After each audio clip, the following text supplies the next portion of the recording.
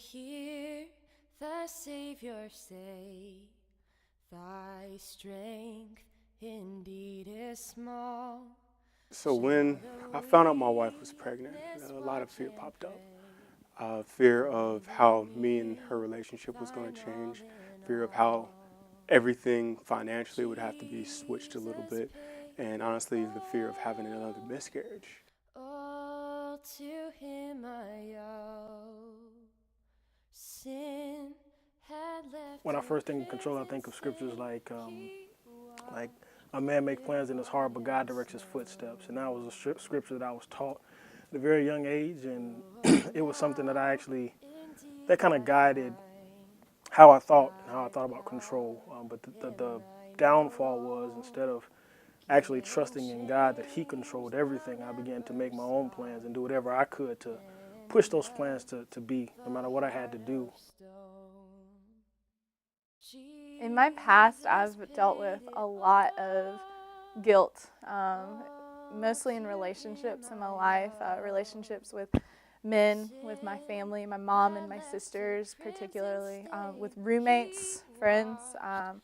I could just see how my sin would weigh down on me and leave me trapped in these like chains, basically.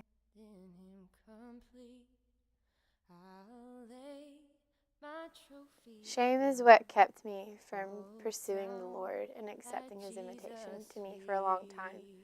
And it was that shame that kept me running. And it was shame from the people around me. It was shame from what I grew up learning about God being this scary person who was counting everything that you did.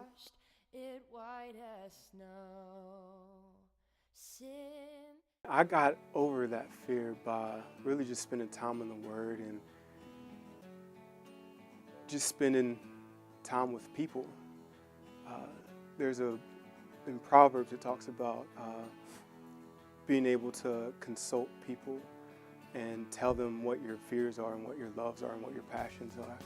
And that helped out a lot. Turning away from your sin back to Christ is what leads you to freedom. It's what leads you to truth, to grace, and to really seeing how Jesus was enough.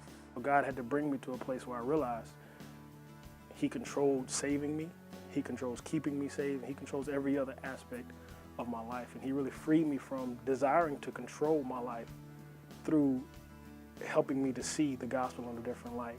And even now, definitely not perfect in it, still struggling to control and newly married and a lot of other things in life, just trying to control those things. But He continually brings me back to the gospel and how He started controlling everything, and when it ends, He'll still be controlling everything. Understanding the grace of the gospel now allows me not to have shame to carry with me, because Jesus bore it once and for all on the cross.